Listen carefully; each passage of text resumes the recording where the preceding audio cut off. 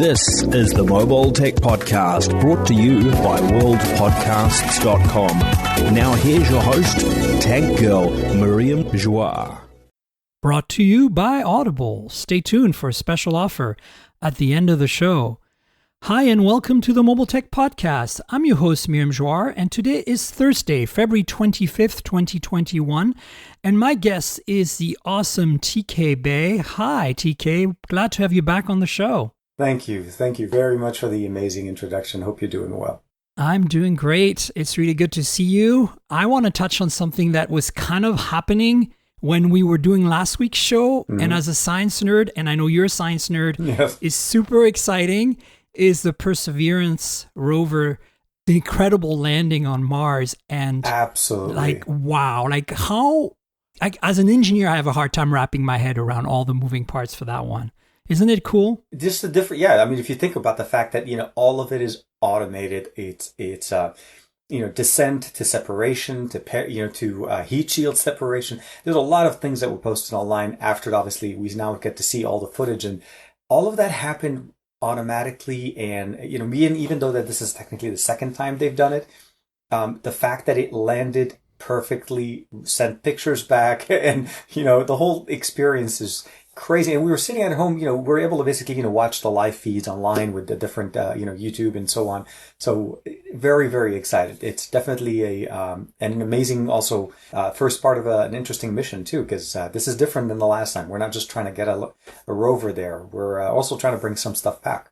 Yeah, it's crazy. I actually think that, to me, what was most exciting, I want to give a hat tip to Qualcomm for the Snapdragon 801 aboard the little helicopter, because I know we're having worked in medical imaging where, we have to deal with FDA and stuff. So like it takes a long time between you creating a product and it being out there. And by the time it's out there, you're kind of dealing a lot with quote unquote obsolete technology in terms of consumers' eyes. And with space, it's even crazier, right? Like you have to run hardened chips that resist like the solar flares and the radiation. And to me, the fact that we have a chip out there that's 8 years old, 10 years old, something like that, it's still in a pretty damn powerful, it's probably one of the most powerful chips in space right now. It is, yeah. And that they managed to harden a Snapdragon 801 is pretty dope, right? The fact that we're able to see mobile tech go that far, like the fact is, where else can we put in more mobile tech like that? And the one thing I would probably say is a long time ago, I got a chance to go to the JPL lab. I don't know if you guys know, I live roughly close, within about 30-40 minutes away from where JPL is in Pasadena. And in their Von Karman auditorium, they have like a museum of sorts. They actually had some of the original tech that contributed to the original StarTAC flip phone that a lot of us enjoyed. So, mobile tech and JPL, and, now we have it in space.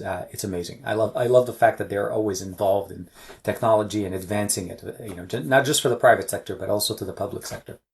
And it's interesting, with all the sci-fi we've watched in our lives, how communication is relatively easy and ubiquitous amongst the stars. Exactly. Like you come down to the reality that we are at today where, a few hundred kilobits per second is incredibly fast if you get to that level. Yes. And you have to time it perfectly, right? Because you're not in line of sight for the transmission to happen when the rover is on the other side, when Mars is not facing the Earth with that side of Mars. And it's like really amazing to me that, we take all this stuff for granted here in our weird sci-fi dreams, yet, here we are, right, with the best technology we can muster. Exactly. We're getting a trickle of data where we have to wait days for a video to get created from reconstructed images captured during the landing. I just think it's fascinating. And, those of you who are listening going like, what has to do with mobile? Well, everything, because this technology is being pioneered today. Eventually, space tech is eventually going to make it in our hands as consumers, and somewhere or another. Lasers came from the space exploration, computer chips came from that in the 60s, and the whole internet came in from... exactly, right? Like the internet, DARPA, yeah, totally. Exactly. So I think people who are listening to this show are pretty tech savvy, and they are probably aware, but they might not be 100% aware how much of what we have today in mobile comes from essentially the space race that we had in the 60s. is a direct result of it. Absolutely. And the fact that even though there's a delay, obviously now that with the communication with the rover and they're having to use relays and so on, the fact of the matter is it can happen that you can communicate with another planet, with a rover that's on another planet. As you said, compose videos, images, and then, just the fact that they're planning on returning samples is what really I know. This entire mission is unique in the sense that it's actually collecting samples and leaving canisters on the surface of Mars. And there's going to be other missions going in there that are actually going to try to collect that and bringing back here. So that to me is just crazy exciting. That's one of the really best part about it. So to be part of it, to be aware, to be an adult during this time and enjoy this, as opposed to just like, hey, we landed a rover on this. And for us here, at least in the family, I took my son with me to the open house for JPL not that long ago, before the whole current situation. And I took a picture with him with a mock-up of the rover itself. So, things like that are cool. It's just, totally geeking out. So it's nice. Yeah, definitely. So, folks, we have, of course, some mobile news to share with you today. I wanted to start with Android 12 because the beta or whatever is out. Developer preview one, yeah. And I know that also happened roughly around the time we recorded last time. I thought of including it. Could they have timed it any better? It was like roughly around the time as the rover was landing. Google's like, I know. We're going to launch developer preview one, yeah. I held it because I wanted to be able to see what... Like, I'm honestly not huge into testing out the betas. Like, I'd rather wait for the final version and then go with it. Mm-hmm. So I wanted to wait for some folks like you who did videos and content to give us a kind of a feel. I'm going to link in the show notes to your video, Android 12 beta. You tried it on your Pixel 4a. Mm-hmm. Can you give us a quick lowdown of like bullet point the 5 things that we should know that matter and that you think are cool, and maybe the things you think are less cool? So the quick top line I would say is, it's the Android 12 developer preview one. It's a developer preview. So as intended, this is really meant for introducing us to the actual new platform, what Android 12 is going to be. As far as the highlights, what are some of the top new things? Some new UI elements that look like they're going to be coming in from theming based on your wallpaper. So the entire, the notification shade, your settings tab was going to change. It looks like Google's also looking into a little bit focusing on one-handed operation, a little bit heavier with this UI. There's a couple of features that are not on by default, but once you're able to enable them, and that'll be hopefully in the video that you have in the show notes, you're able to basically, similar to the way we have it on iOS, where you're able to bring the entire UI element down, so it shifts down to the element. Right. And then there's a little bit more, I would say, graphically...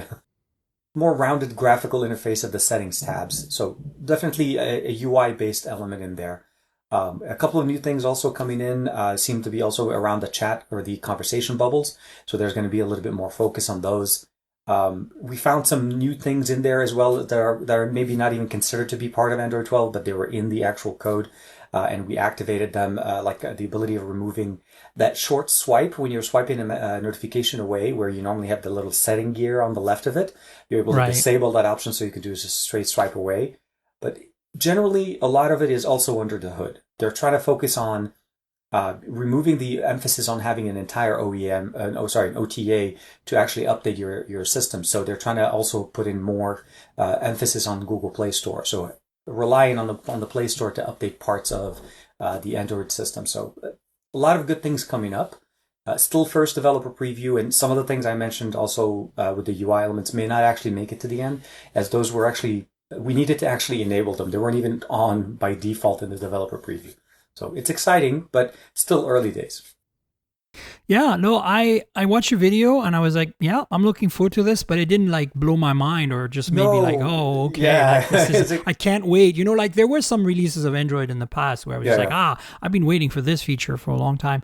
But at the same time, it's kind of funny how you and I have such early access to devices. Like we have a pretty large collection of Android 11 phones that came with Android 11, all right? Absolutely. And, like that we've reviewed. And then we also have, we at least have 2 or 3 Snapdragon 888 devices around right now, where, unless you bought a Galaxy S21, you're an early adopter, in the US, you're likely not to have an SD 888 phone. And we have several. We're going to talk about the Mi 11 in a second. But of course, what I'm saying is that we're so used to it. Like when I saw the preview, I looked at an older phone that I had that I'm currently reviewing, and it's back from like December last year. And I was like, oh, I wonder if this is running Android 11 or 10.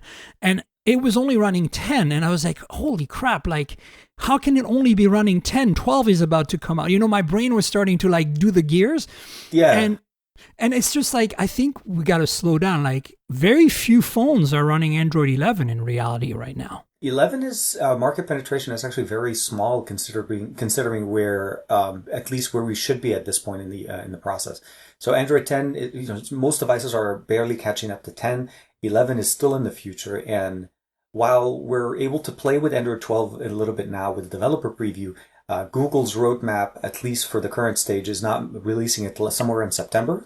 Oh, wow, later. Year. Okay. So they outlined three developer previews. So there's going to be 1, 2, 3, and then they're releasing the first beta update in May, and then the final version will be somewhere around September. I'm guessing around the Pixel 6 announcement, so roughly around that time. Indeed. But again, it's to get developers working on it, and OEMs essentially. That's the biggest part. Your Oxygen OS, Color OS, your MIUI, your Flyme OS, whatever insert OS flavor. Yep. This is the time where they start playing with it. No, that makes perfect sense. And we're going to talk about Pixel in a bit. There's some interesting leaks this week. So let's switch gears to the Xiaomi Mi 11. We both have it. I finally got mine like last week. You've had it for a little longer than me. I just set it up and I'm starting to play with it. And I'm really impressed with this phone. Now, I'm not sure you know this, but my audience knows that I still don't have an S21. So Samsung has not sent me a review in it yet. I've requested it. I'm not about to go out there and buy my own. If I had known it was going to take this long, I probably would have. But at this point, I have very little point of comparison. But what I can do is compare to previous Xiaomi phones like the Mi 10 last year. And of course, I can compare it to all the SD 865 phones that I have. There are many of them. And so I want to say what I'm impressed here. I'm not talking about, it's faster because it's a nicer, newer chip. Mm-hmm. That is a very minor part of that. What I'm really impressed with is how this is not a pro unit yet. No, this is the standard. It feels very premium and very high spec to me. Mm-hmm. And the price is really impressive. It's $750 roughly. It depends on the where you're able to get it. I can say this much. I did, for me, with the Snapdragon version of the with the S21s. I picked up mine, obviously, was on day one, and I upgraded to it from the S20. So I have both, and I've had an opportunity to actually compare that even to the standard S21, which I did also get it from T-Mobile as my normal jump on demand. But Mi 11 this year, or MIUI 12, based on Android 11, has had a lot of optimizations done.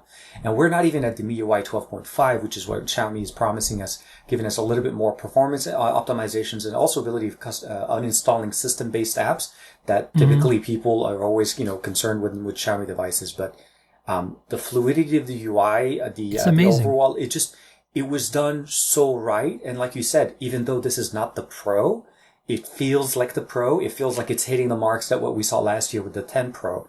So yeah, definitely very excited. I'm happy that I was able to get my hands on it and get a chance to play around with it. I'm not gonna lie, I like it a little bit better than my S21 Ultra, but that's just me. I feel the same based on all the input I've received from people using S21, from my brief time hands-on with the S21. For me, the S21 Ultra, of course, is the one to get because of the imaging. Mm-hmm. But if you're going to get something more affordable, what I feel like with the Mi 11 is it's competing, like it's right up there against the OnePlus 8T. I feel that that's the closest in terms of experience and performance. It is, yeah. And it's like the 8T, as we know, Oxygen OS is super fluid and optimized and runs incredibly well on the 865. And I feel like this Mi 11, even though it's a skin that's a little heavier still, is really, really slick and smooth. And, having Quad HD and 120 hertz at the same time, it's like the Oppo Find X2 Pro last year. It's a nice thing to have. Absolutely, absolutely. One of the so going, like you said, when you compare it to like the competitors in that market, I feel like the S21, the S21 Plus, and the OnePlus 8T are the ones that are going to basically be the one you're kind of in the same ballpark, because that's a 1080p resolution, 120 hertz refresh rate, stereo speakers, large displays, large batteries, fast charging. But then you start looking at, like you said, for about $750 and the features that you get there. The fact that the global market version of this device comes with a charger in the box, comes with 55 watt. 55 watt, right? And they're not skimping on it. You have 50 watt wireless charging. Like that is also, like OnePlus does not have that. I mean, the AT has 65 watt charging wired. Wired. Yeah, they're using Oppo. It has no wireless charging. And then on top of that, the camera system, I think, on the Mi 11 is a big step up, I think, compared to the AT. I mean, the 8 and AT, we're in the shadows of the 8 Pro in terms of imaging. Like the 8 Pro absolutely. The 8 Pro really has the camera specs you want. Yep. The AT was cruising along on, and in some ways the 8 and AT are actually downgrades from, say, the 70 the previous year, because they have those, what I call sticker cameras, the 2 megapixel stupid macro and depth sensor or black and white sensor. They're just there for show, basically. Because here's the thing. Xiaomi does not have a telephoto, which is the only thing I can fault them for, but that's probably what the Pro is getting. But the macro on that is a proper autofocus. It's a telemacro. Yeah, high quality, super close-up macro. Yep. And, you can't really use the macro on the AT and the 8 because it is so, like, it's manual focus, like essentially by moving the phone, it's really hard to get a clear shot. And then 2 megapixel and the low light performance sucks and color is bad. This is a really usable macro for the first time in a long time. And of course, you get the 108 megapixel sensor, which we've seen now on a number of phones, including Xiaomi's Mi 10 last year. And I thought last year it was pretty good. And this year you can really see an improvement. And further than that, the lack of telephoto might not be a big of a deal. I tried doing some 5x photos indoor lighting last night, and they came out really great. The OIS on that is really solid. So you can probably do up to 5x zoom on that sensor without any major drawbacks, which is what most people are going to zoom to, unless you want like a periscope 10x zoom like the S21 Ultra or like the, the upcoming Huawei P50 or the old P50 Pro Plus. Yeah. I think this is a pretty well-rounded device. Like, I'm really impressed. Very, very much. And with the potential leaks that we may have seen that maybe or may not be final products of the Mi 11 Ultra, Xiaomi is doing a great job focusing on their camera systems. I really appreciate it. The only thing that I probably would have to say that I'm still really irking a little bit as to why Xiaomi hasn't tried to fix is the front-facing sensor experience. They upped it to 1080p 60 now, so we have 60 frames as opposed to 30. 4K, come on. But at least, we should be 4K 60 all around at this point. I agree. On a flagship, even if it's not like the Pro or the Ultra, it should be a given. But then again, OnePlus has the same problem, right? And it's interesting. They follow the same thing, except for, I want to say the OnePlus Nord changed that. But it's the only one, which is really strange, right? Yeah. Like, in some ways, it's better than even the 8 Pro in that sense. So, but what I find interesting about this Mi 11 is that, for me, the thing that holds me back from going like full on and like using this maybe as a main phone is probably, honestly, MIUI. I mean, it's still too heavy of a skin for me. Like, it's much better and it's slick and smooth and nice, but it's not my taste. Like, I'm in more the Oxygen, Sony, Moto, Nokia and Pixel, of course, super light-skinned versions of the OS. Even though Oxygen has changed a little bit, I still think it's very, very clean and clear. And then, the other thing about the Mi 11, I think, is a little hard for us in the US is that it's a 5G phone yet. You can't get 5G on it. So no, not. And even though we have the 888, which is supposed to have much better radio management as far as across supporting all of 5G. It was not activated to support the US. So I don't know if it's intentionally because it wasn't marketed for for the US market, but 4G LTE though, I mean, just as kind of if you're thinking about it, is actually pretty fast. I was able to get about 130 on it. It's just, if you really want to take the full power of the 888 with 5G, sub 6 5G at least, sadly not on the model we have here, at least not right now. But if you are living in Europe or in Southeast Asia where this global version is available, you should certainly consider it because I think you'll get your 5G and enjoy it. And, I think this is a better option than the S21 in many ways. Maybe not the S21 Plus, because it does have the glass back, which, it's a small thing, but like the Xiaomi is glass back, like at $750, right? And it's got like this crazy 55 watt. Like, I can't believe that Samsung went down on their wattage on wire charging, The decision to, so let's just say this, the S21 and the S21 Plus are very much a tailored experience that Samsung wanted to provide to kind of give a lineup that composes entry level or mid tier kind of for them, S21 to the Plus a little bit, and then Ultra, giving you everything out of the box. Xiaomi basically just took that and went straight for, in my opinion, I feel like it's better than the S21 and the S21 Plus because of the sum of the whole part of the experience. If you think about, the Quad HD display. The list goes on. You have so much more choice. You can still run it at 60 hertz 1080p if you want to and get incredible battery life. You have options, and at $750 you have these options. Whereas Samsung's like, we put a plastic back because it's a cost cutting. They don't say it, but we know it, and it's fair. Exactly. We get it. But at the same time, if Xiaomi can do it, why can't you, Samsung? And that's the question. You're Samsung. Exactly. If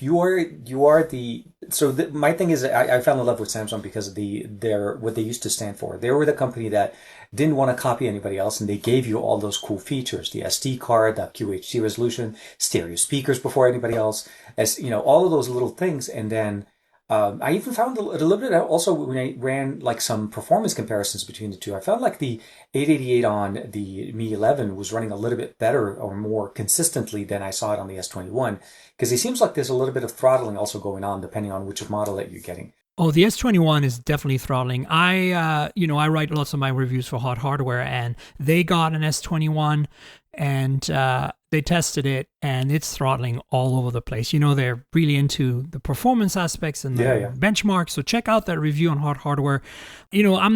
I'm an engineer, and I understand how all this benchmarking and stuff works, and I understand how throttling works, but I tend to write my phone reviews more in the eye of like, what's the user experience like? And of course, imaging is my big focus because that's my kind of a passion. But so when I write for them, of course, I cover all the benchmarks, but I think they did a more detailed analysis than I would have done if I'd reviewed the S21 for them. And so if you want to know what we're talking about here, TK and I, check out that Hot Hardware review so you get an idea of the throttling issues. Yeah, but I like it. I like it, and I can't wait to see what else Xiaomi has to offer. It is pretty awesome. Yeah, the Ultra with that little postage stamp display in the back for selfies seems pretty cute. So I'm looking forward to that as well. But if you think about it, in a way, because they always put the most powerful sensors, the best performing sensors on the back, that's going to make it so that you have the best selfie pictures, videos, and all of that.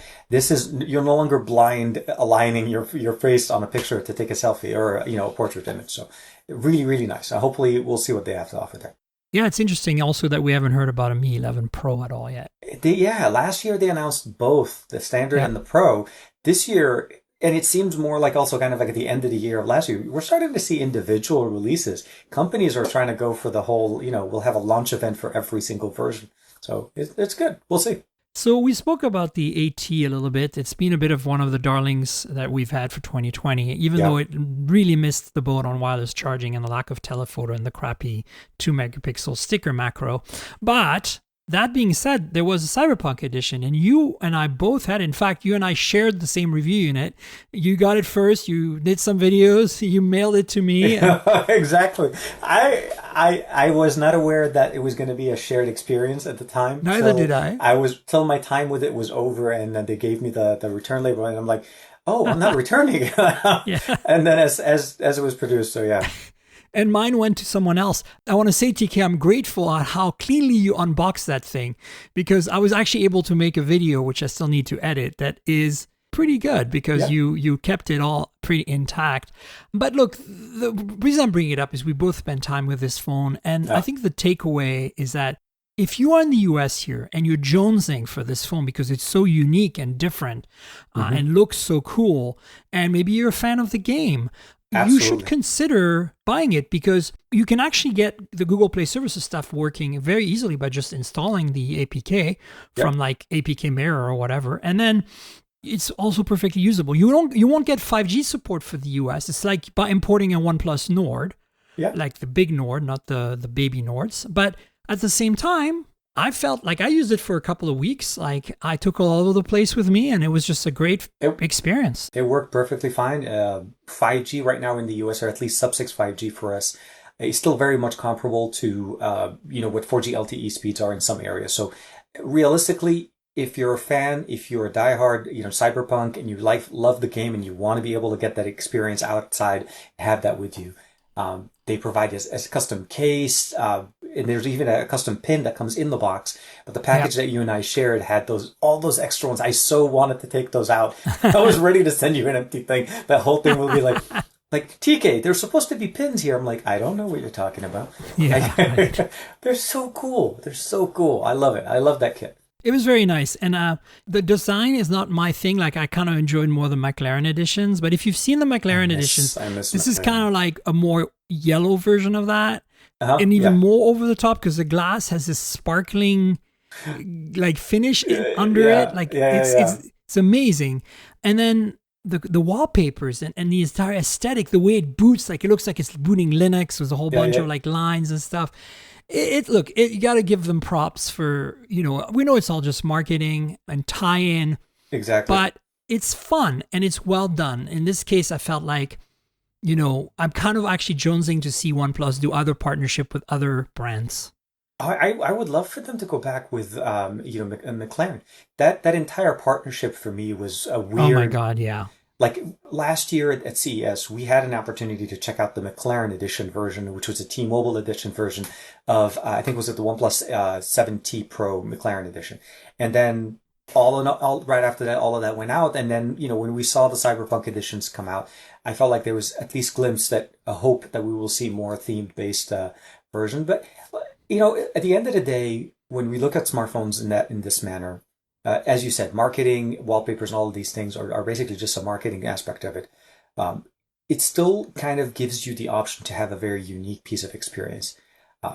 Fans of the game would definitely want to rather buy this version of the phone, and even if it doesn't have 5G. So to your kudos to you for obviously showing it as well or mentioning it. Google Play service is easy, very easy to get this thing on this device. And with the exception of 5G, everything else works the exact same way as a regular AT. Yep, exactly. So consider it if you're looking for a OnePlus that's very unique and you don't care about 5G. Be aware that it's not just because it's a Chinese phone doesn't mean you can't use it without any issues here. You'll be perfectly fine. Yep. Speaking of Chinese phones that are, from a company that we all really love, Huawei launched the Mate X2, the successor to the original folding phone, Galaxy Fold competitor. I thought it was called the Huawei Mate. Z Fold 3. Wasn't that the one they released? It doesn't roll off the mouth right away. But no, but it's funny because you mentioned that because the original Huawei Mate X and Mate XS, which is like a revised version of it, had outside folding. So that was kind of the shtick, was that we keep it simple. There's really only one display and you fold it and then, you can and now... I love that design. It was a really good design. I played with it and they had it at CES even last year, back in the, the olden days, I guess. And I felt like it was the unique factor of that you had a much bigger display. It was usable. It felt like a P30 Pro, just a full-size display that became a tablet.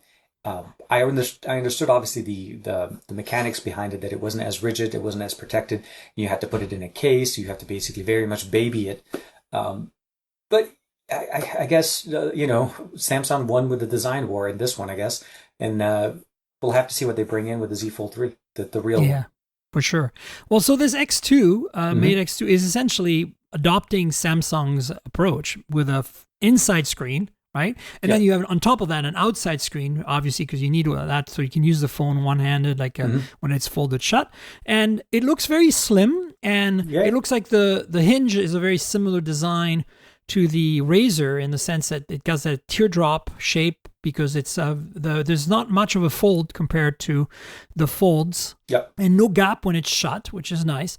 But of course, we'd have to try it out to really see whether the fold is noticeable, if it's less noticeable, whatever it is, whatever it might be. Look, I trust Huawei's ability to do this right. They're masters at hardware. And the price, $2,800 US. Of course, it better be good and do it. What stands out to me, of course, are the two obvious things, which are, well, for no GMS. So obviously, if you ever get this phone in any way, shape, or form, don't expect it to work on Google services. But that, hopefully we can get that resolved in the next few years with, the new government and all that stuff. Once they realize that it's not about the consumer products. Let's separate the networking issues, the infrastructure issues from the consumer products, because, their laptops are pretty damn awesome too. Oh, yeah. So that is one thing. But the thing that stood out to me is that you have a full complement in the back of cameras that match what we have on the P40 Pro Plus or the Mate 40 Pro Plus or the Galaxy S21 Ultra in this case. So unlike Samsung, who hasn't put a periscope or, folded lens on any folding phone yet, this is, as far as I know, the first phone that's a folding phone with a periscope folded lens in the back with two telephotos, basically like the P40 Pro Plus, a 3X and a 10X. So, wow, like they went for everything but the kitchen sink, right? Well, even faster charging too. They decided to go with that as well. They give you faster charging on it. And as you said, the camera array in the back is definitely a high-end camera experience. They're not trying to give you... they never really understood why Samsung decided not to provide, on a $2,000 phone, a much better camera experience. I felt like, especially with the second iteration with the Z Fold 2, we should have had better. Not to say that they're not good. The experience that we see here is definitely not what you see with the S21 Ultra. Let's just say this much, or even with the S20 Ultra from last year.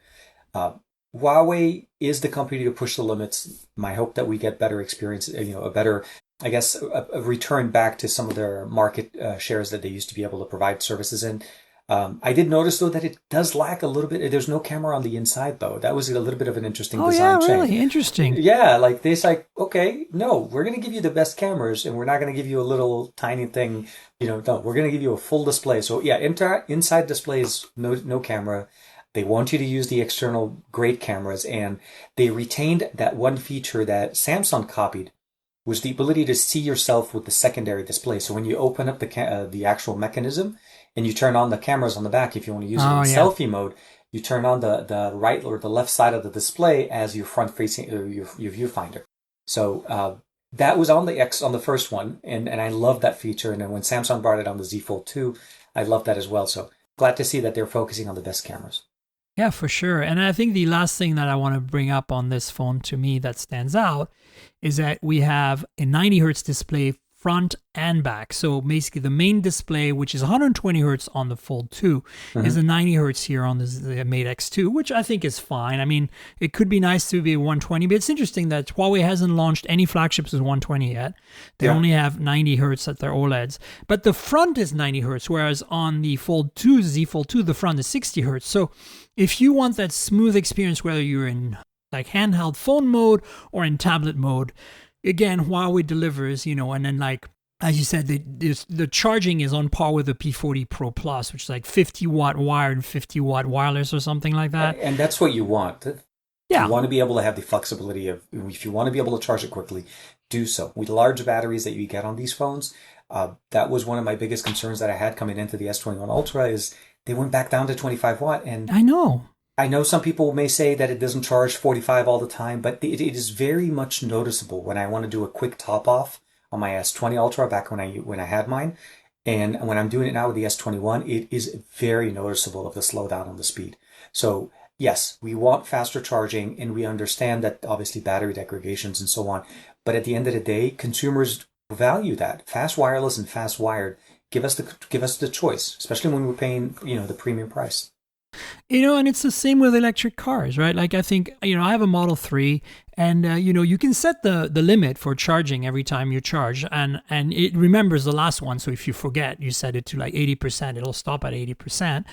And of course, they recommend that, unless you do road trips where you're supercharging, you're traveling longer distances, that you don't charge fully because it's the last 5% takes so long that it defeats the whole point of going to a supercharger, right? Like if you roll into the supercharger at 20% or 15%, which is about the lowest I've ever rolled into a charger on a road trip, because, it does a good job at optimizing and picking the chargers for you, and you can override it. So you roll in, you're at 15%, you're going to get at 250 kilowatt, which is the fastest supercharger version 3, you're going to see speeds of 1,000 miles per hour of charge, which means an hour of charge will give you 1,000 miles, theoretically. But it's not a linear curve, right? Like, in the middle of the pack at 15%, it goes full speed. And then when you get to about 50, 60, 70%, it starts slowing down drastically, and it slows down more and more. Yeah, so those last 5% could easily take you 15, 20 minutes. So you don't stick around for that. When you have a 95 full battery, like, it's no point. But then you never charge up to 95 unless you're really doing a road trip, right? Yep. And in everyday drive, like, my range is, on paper, is like 320 miles on my long range. Practically, it means that I charge up to about 275 or 280 miles of range every time I do an 80% charge. And honestly, I mean, that's a lot. Like, you can get quite far, like going on the coast, like 2 hours away and back on one charge, like no problem. So I think that, back to the smartphones, the fast charging is the same thing. Yeah. It's like when you are at that place where you're like, I need to go out for a bit and my phone's at 20% or 30%, you plug it in with like 55 watt and boom, you get 10 minutes and you're back at like 70%. Absolutely. It's that core part of the battery, the middle part, that really gives you the boost. And, obviously some car makers don't give you the option. Like, they actually, when you charge at 100, you actually are charging at 80 or 90 because they cheat on you. They have extra capacity at the beginning and end, like Volkswagen Group, like the Porsche Taycan and stuff. That's what they're doing. Oh, okay. Yeah. Because they are looking at it from the perspective of a gas user. They don't want you to manage that. But basically, they're selling you a car that's heavier and more expensive battery-wise, that you're never going to use the full capacity, so that you think you have the full capacity. And I like that Tesla doesn't do that. They give you the whole thing and they're like, you want to trash your battery, charge it 100% every time. Go nuts. And yes, it's not good for the battery, but who's going to do that, right? On a road trip, as I said, you're going to stop at 95%. And yes, I'm seeing some battery degradation. I got 30,000 miles now on my car, and I can't charge more than about 310, 315, but from 320, like whatever, that's like a minor degradation. And I did a lot of road tripping between my two residences back when I lived in Portland and San Francisco. I would go back and forth and I would supercharge a lot.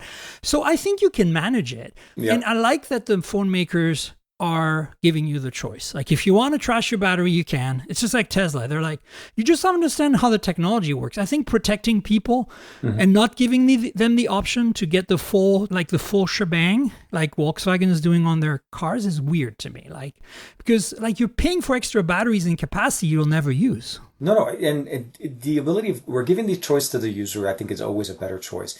But I also love the fact that some manufacturers are also putting in some optimizations on the software side to cap the charging, like Color OS with what Oppo did on their side.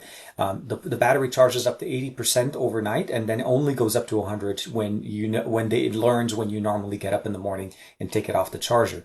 But what I loved about it, like you said, it's that quick charge. I personally no longer charge my phones overnight. I let my phone. Neither do I. I've stopped. Yeah, absolutely. There's absolutely no reason to leave your phone on the charger. I wake up in the morning, whatever I have left, I put it on my charger, and within about 30, 45 minutes, whatever it is, I take it off, and I just go throughout the day. There's really no. When you have the faster tech, this is the big reason why I appreciate having faster chargers. I'm not saying 25 watt is slow. It's a big improvement over what we had adaptive fast charging with, the 15 watt that Samsung had for many years. It's just, I felt like when we went from 45 to 25 and then not included in the box, it was a little bit of it's supposed to be the generational upgrade, and I felt that was more of a selective change in pace. So we'll have to see how that comes around. But kudos to the companies that are putting it in. Sony, Oppo putting in some battery optimizations, and I can't wait. OnePlus as well. Yeah. Oh yeah, no, absolutely. So Oppo, BBK Group. General. I was about to say exactly. Once you say BBK, those benefits will start trickling out, and Yeah, I'm excited to see what the OnePlus 9T or the 9T, the OnePlus 9 series is going to be with Oh some my of the God, leaks yeah. that we're saying. Hasselblad potentially, like, wow, like Yeah, seriously. we talked about that a couple of weeks ago. Yeah, there's some really good stuff. I didn't include any of the leaks this week because I'm like, I found that, a lot of it was just rehash of what we already know. But yeah, it's coming. It's definitely coming really soon. Speaking of BBK Group, Oppo's got a couple of pieces of news this week I want to touch on. Yeah. The first one is that we saw a demo of their X phone, whatever, the rollable phone. The X 2021, yes. Right. Demoing I'm baptizing it true wireless charging versus what we know today as wireless charging, in the same way as, we went from the neck buds to the true wireless buds. So that's the one thing I want to talk about. Also, this is more of an announcement, general announcement for the audience who might be Oppo fans, that like it's a leak, but it looks very clear that the Oppo Find X3 series, the flagship from Oppo, will be launching March 11th. And if you pay attention, if you're as tech savvy as I know you all are, you know that whatever we see on the Oppo Find X3 series, like the regular and the Pro, is what we're going to see on the OnePlus 9 and 9 Pro, yeah. in a slightly revisited version, right? So last year they just copied the display. It was the exact same panel. Yeah. and the main sensor on the Pro as well. Like I was like, they didn't even bother to like, hey, let me see your homework kind of thing. They're like, I'd like a copy of that, a copy of that. Thank you very much. We're going to go make it's our own. part spinning, right? But I love it. They took the best part. Xiaomi is the best. Xiaomi with the Redmi brand and the Black Shark brand. I'm and like, no, Poco. Yeah, I know. The amount of phones that Xiaomi as a company releases a year is amazing. How they can actually have so many variations. But I love the relationship between what we see between Oppo and OnePlus, in the sense that we get to get the best of what some of the things that we see on Oppo on OnePlus, and at least here in the US right now, while Oppo is not really having a presence much, OnePlus can definitely provide it to the US consumers. Absolutely. Yeah. So, if you're not obviously here, if you're here in the US and you don't care about Oppo because you are waiting for OnePlus, you should check this out, because this will give you a very good preview of what we should be getting. And, as you said, like Xiaomi, like I call it part spinning. There's nothing wrong with it. It's not a negative thing. Yeah. It's just, I think BBK Group does it quite a bit between Vivo, Realme, Oppo, and OnePlus. But then there's Redmi, Xiaomi, Black Shark, Poco, and it's insane. Like they're even more insane. Like literally you'll have two phones, right? Mm-hmm. Like I'll give you an example. The Xiaomi Mi 10T Lite and the Xiaomi Mi 10i are exactly identical except for one thing. One has a 108 megapixel main sensor. The other one has 64 megapixel main sensor. Cosmetically the same, battery the same, processor the same, the rest of the camera is the same.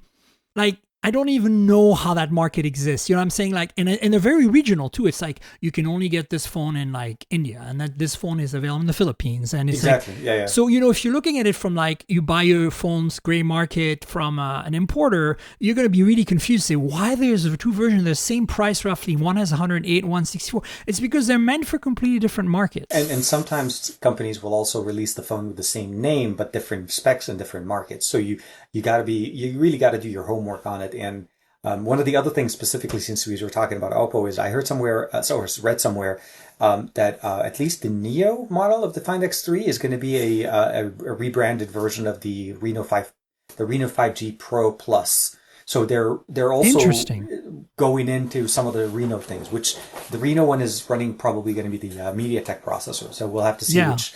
And also, I don't know if you saw it this morning, Redmi announced the 870 series running on the K40. Oh, yeah, I missed that. Yeah. Didn't Moto announce the first 870 phone back in China, like in January sometime? It was the Edge S, which will be the G100 when it comes to Europe, because the G series now is like G10, G30, we talked about last week, and then the G100 is supposed to be the 870 Chinese phone we saw, which is Edge branded in China, but looks like a G series on steroids with an 870.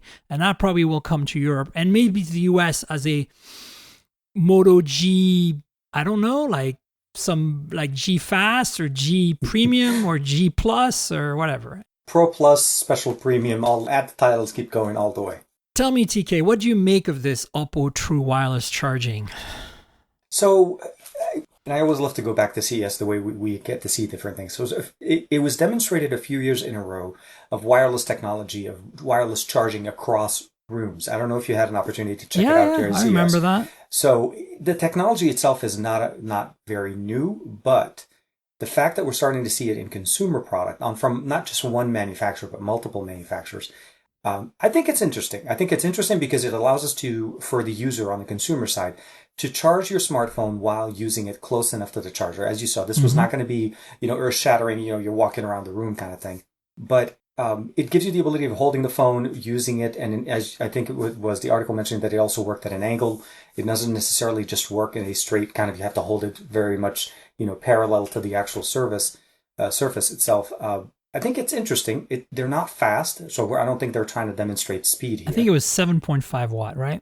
Absolutely. And which is actually not bad for wireless charging when you consider standard Qi is like 5 watt, okay? Like base Qi. Like if you get like a Nokia charger from the days of the Lumia 800, right? Like and you put your current, S21 on there, you get 5 watt. That's all you get. But I use it all the time. I have an old Nokia charger that I use, and it's not fast, but for overnight it's great. It doesn't kill your battery, that's for sure. Exactly. And it doesn't generate as much heat when you're charging it.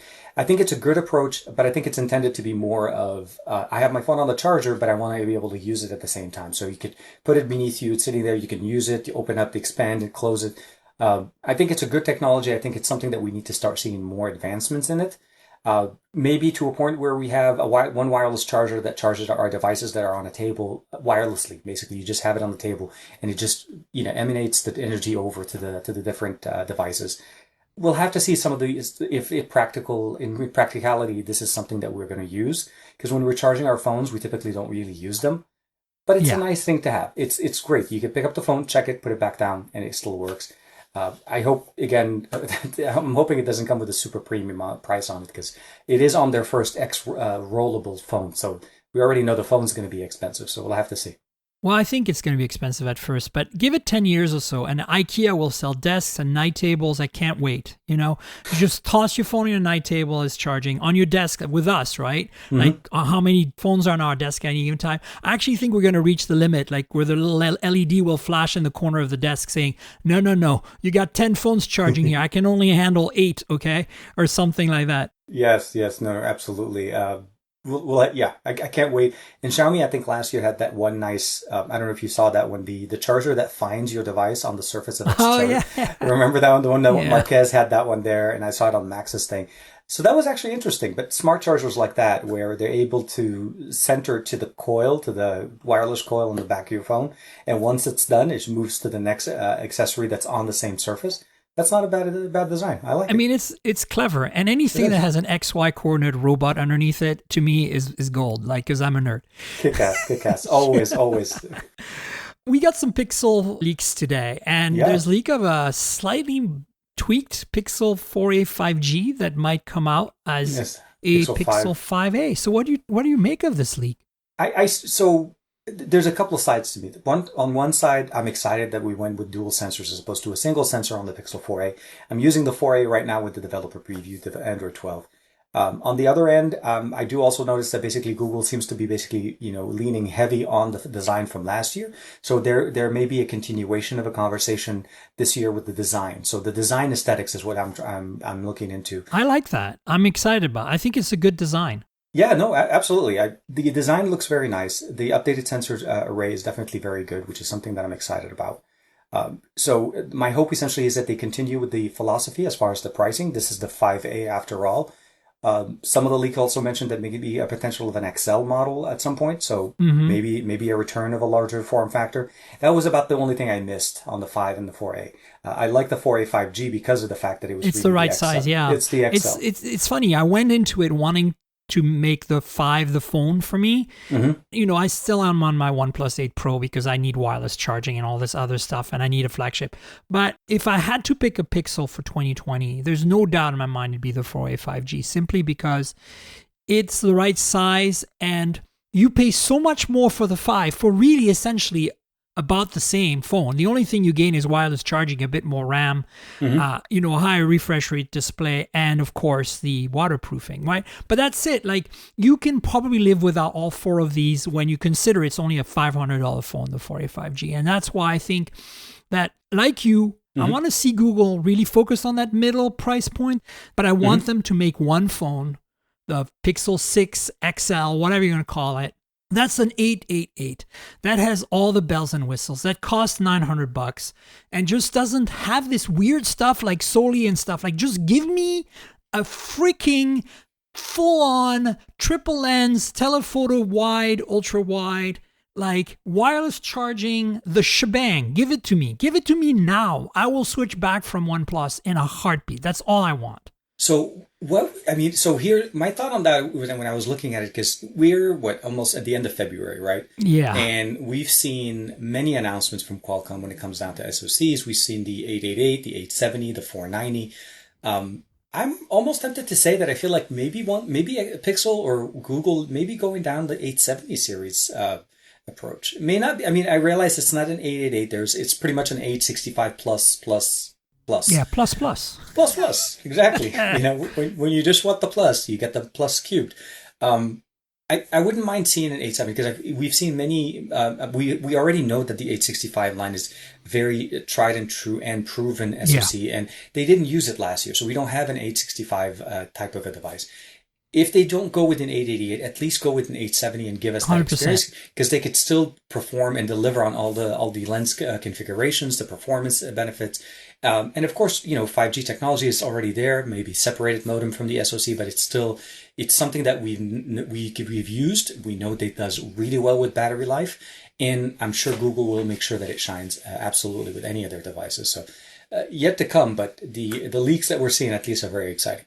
And I think that for those of us who are more price sensitive and are potentially still wanting a flagship from Google and are potentially changing carriers or whatever, give us a version without millimeter wave as well as a version with millimeter wave like you did for the 485G, because it's $100 difference and we get the choice.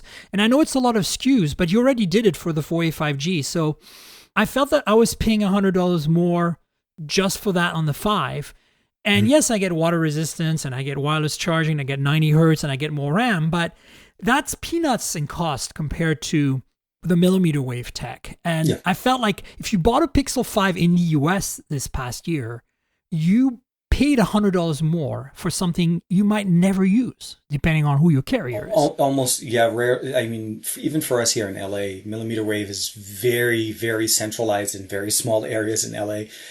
For me, it's about 40 minutes away. I tested it out with the Xperia Pro, and that was a drive just to get millimeter wave to show up. But where I am, sub-6 is all the way. And I think for most of us, sub-6 is what that's going to be our introduction to 5G. It's not ultra-wideband, unless we're at a stadium or in a special city, Yeah, I mean, it's a block away from me and it's nice, but I wouldn't really, I don't need it. It's a nice to have. It's a cool demo. It's really impressive. If you have to upload the podcast right away and you don't know wait. Yeah, exactly. I just walk a block, put it on my phone with a thumb drive and walk there. Yeah, exactly. Yeah. Oh, man. But yeah, I think, look, it's cool. I'm a big fan of Pixel. I'm a big fan of what Google's doing. I just felt they didn't make a phone for me last year. It just, again, they came close with the 485G, but I feel like, I just want to see. I know it's Google; they can afford it. I know it's not a business that makes a lot of sense for them to make phones, but they're a Halo product, and because of that, we still need one out of those 3 or 4 pixels to be, pretty high up there. And if they want to save money, you're right. 870 with no millimeter wave would be a great way to save money still, and make a phone that could match the 750 price point of the Mi 11, right? Because obviously those prices for the Xiaomi phones are not for US market. So the US market does command a premium. So I get it. But yeah, I'd like to see that. I want to go back to being able to use a Pixel without feeling like I need to make any other compromise. Like with the OnePlus, I went that way because it had everything I wanted. But the camera, even though it's really good on the 8 Pro, it's still not as good as a Pixel camera, right? And so that's kind of what I'm jonesing for. And speaking of 5 numbered phones, The ROG Phone 5 yes. is launching on March 10th. That's official. Not the 4, the 5. I know. Well, 4 is not a good number. As you know. Yeah, so that's official. I've linked to our friends at XDA Developers about the launch date. Look, this phone has been leaked to death. I mean, we know what we're getting here. But the point is, it's more of a PSA. If you're a gaming person and you want possibly what's going to be the fastest 888 phone on the market, unbridled with proper heat management and thermal management, based on what we've seen from the ROG Phone 3 last year, where it really did perform significantly better than any other 865 Plus out there. Yep. Mark your calendars for March 10th. I'm a big fan. I didn't get on the bandwagon of the 3 last year because I still enjoyed my 2, but the ROG Phone 2 is just a beast. It's a beast of a smartphone, massive 6,000 milliampere battery, and there is. I was talking to Michael Fisher, I think, on the podcast on mine last week, and he was like, "Is there a place for gaming phones?" Absolutely. Yeah, sure. They perform so much better. They're very much heavily focused on performance as opposed to just providing that camera, that buttery smooth camera experience, just smooth UI. They're literally giving you what you want in a PC on a phone. So, very much looking forward to the announcement. Of course, as you said, leaks, but. I'm sure there'll be a few, and by the way, kind of thing, so I'm sure they're always going to be there. And surprisingly enough, I saw that the Red Magic is trying to scoop the launch announcement by a couple of days. I saw somewhere where their announcement is going to be maybe a few days before. Oh, that. Really? Yeah. Funny. Yeah, look, I think racing cars, what can I say? They're all fast. Yeah, I know. I mean, gaming phones to me is not my thing, but I think that, in the early days, it was hard to justify because you could buy a flagship and it was very close. I think they're finally differentiating now, like thermal management and battery size and things like trigger buttons, all that stuff is really becoming more and more important to people. And esports are becoming a much bigger also presence across the world. And it's implemented way better than it used to be too. It starts to make more sense now. So you're 100% right. Speaking of weird tech, ZTE is really gung-ho about under display stuff lately. I mean, they did the first selfie camera. We've seen the pictures and that's pretty bad. But there's a second gen version potentially coming for the next Axon Pro model. Mm-hmm. And now there's rumors that might even include 3D dot projector face authentication. What we know in colloquial speak, thanks to Apple, as Face ID. I mean, why not? Sure, if of course you can do that. Honestly, I don't think image quality matters quite as much for that. No, it it's going to be I admire that their technology. I have an Axon 20 that I finally got in the studio to check out because I wanted to check out the front-facing camera. I realize it's not going to be the best, but it's more about you got to see it. Yeah, and seeing how a smartphone works without having that interrupted experience and no pop-up mechanisms. Going further beyond that to try to use that for front-facing authentication, I think is definitely a good experience. What I'm concerned about is with how accurate it's going to be and how well does it work with face masks. That's the other thing we need to keep in mind. That we are in at least for the foreseeable latter part of 2021, till herd immunity and whatever kind of goes through.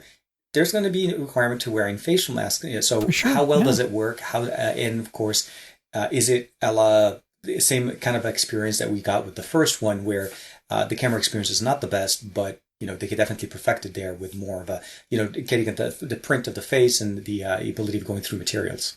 Yeah, no, I mean, I want to see it done. It's this progress. And I think that, bring it on, basically, is what I'm saying. I'm a big fan of this whole under display stuff. I just want it to be as good as what we have. And I realize that we're not quite there yet, and I'm patient and I'm cool with it. Somebody needs to drive that. And I'm glad that ZTE is kind of throwing themselves under the bus for everyone else. Oh, no. If there are growing pains, they're definitely feeling them. But I'm with you. I think under display technology is what we should have been moving towards. The punch hole camera, the teardrop, the upper left, whatever you want to call that mechanism. All of those were in many ways a precursor to this, and we should have been on this earlier.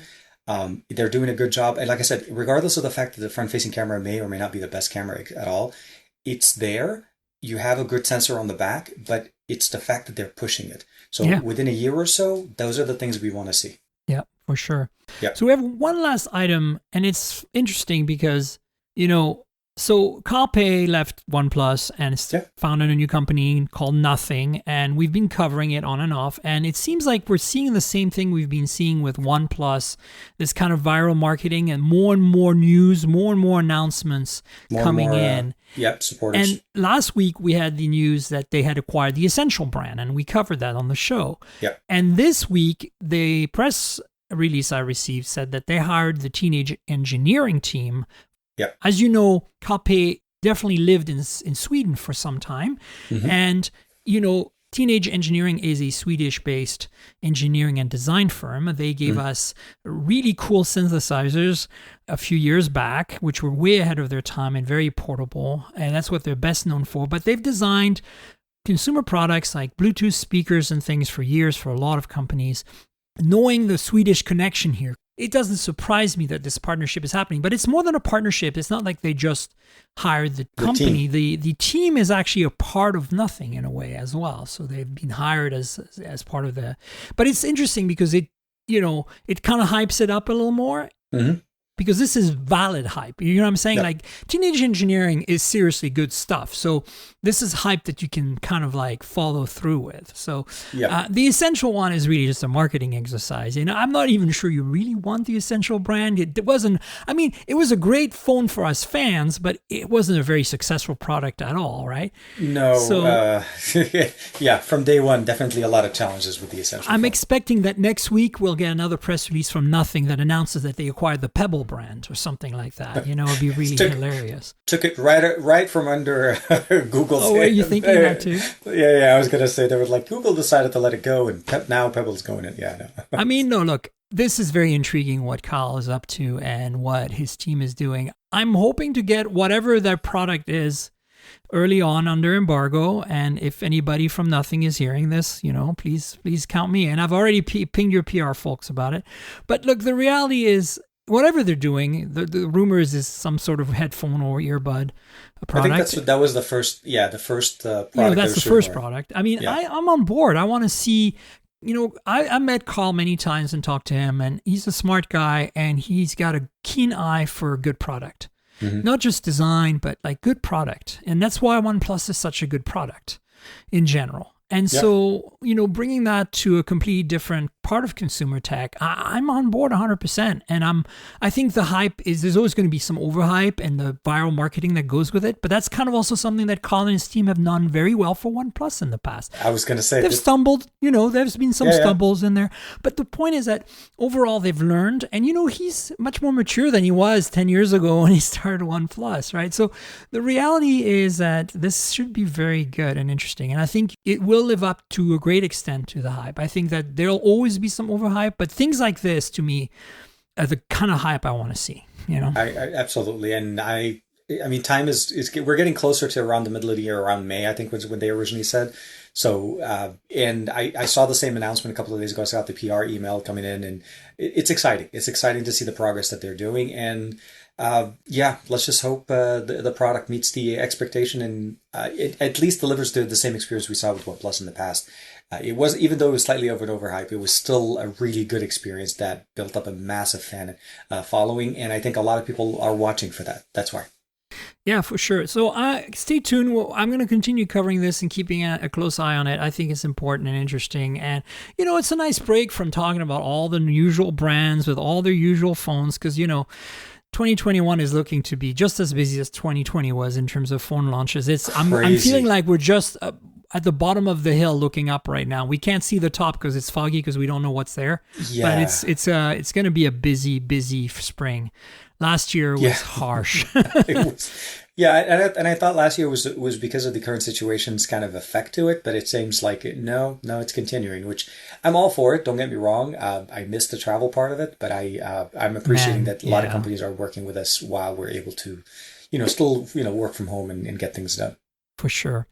Well, TK, do you want to tell folks where they can find you on the internet and pimp out your YouTube channel, all that good stuff? So it's TK Bay, TKBAY. You can find me, just look it up, TK Bay on YouTube or TKDSL8655 on Instagram, Twitter, or if you still use Facebook, I'm there as well.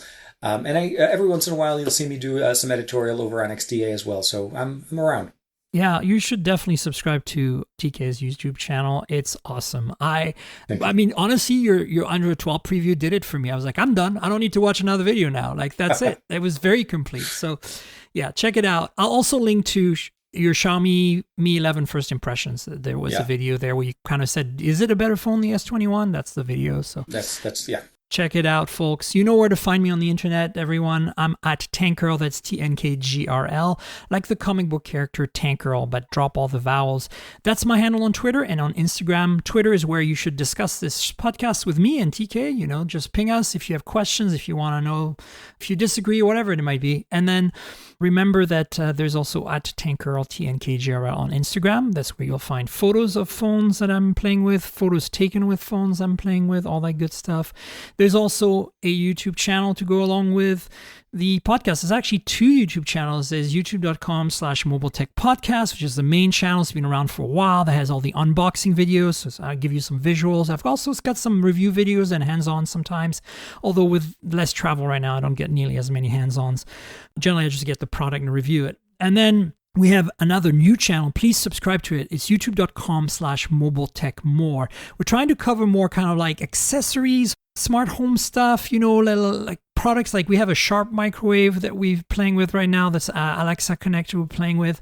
So that stuff's all going to come. We're ramping it up. So I just posted a video on there, a whole bunch of accessories that I took on a road trip last summer.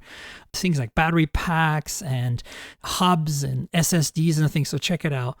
So subscribe to the two channels if you can, and, you know, like, comment, all that good stuff. Of course, there is the podcast that lives at mobiletechpodcast.com. Also subscribe to that. Tell your friends. We're on Google Podcasts, Apple Podcasts, Pocket Casts, Spotify, everywhere good podcasts can be found. And remember, if you can rate the show or review the show in your podcast app, please consider doing that. It really helps for people who are discovering the podcast. So yeah, try that. Finally, there is a donate link in the show notes. If you can donate, can help me continue doing this on a weekly basis, I'd appreciate it. It redirects to a PayPal, so you check that out. And then I want to thank our sponsor, Audible. Audible has been with the show forever, since the early days, basically, and they're just the best. So there's a deal for you, folk. If you want to listen to the best audiobooks on the planet for 30 days for free and get a free trial and to basically keep a book at the end, this is your deal. audibletrial.com/mobiletech is the URL. That's audibletrial.com/mobiletech, and you can join the Audible family. If you don't know what Audible is, it's an audiobook platform, and they have an incredible selection of books. A lot of books are read by the authors. Some of the books are really epic in the sense that, you know, they're like 12 hours long. And so it feels a lot like a real book. You know, you pick up the book, you read it for a few hours, you put it down. Same thing. You pick up the Audible, you listen for a few hours, you put it down, maybe on a road trip, whatever. It's really great. So I want to thank Audible for being with us for a long time and helping us out. So consider joining Audible, audibletrial.com/mobiletech. And I want to thank Audible for being with us since the early days. And I want to thank you, TK, for being on the show yet again. Thank you. Thank you. Always a pleasure to be able to spend some time, catch up with you a little bit. I miss running into just the casual passing by. We see each other every time we go to different places. And this is the best way for us to hang out. Absolutely. I really appreciate you being on the show, and we'll have you on again, of course, at some point in the future. Folks, you know we'll have a show next week, so please stay tuned for that. And until then, cheers, everybody. This has been the Mobile Tech Podcast with Tank Girl, proudly presented by worldpodcasts.com. You can visit us online at mobiletechpodcast.com.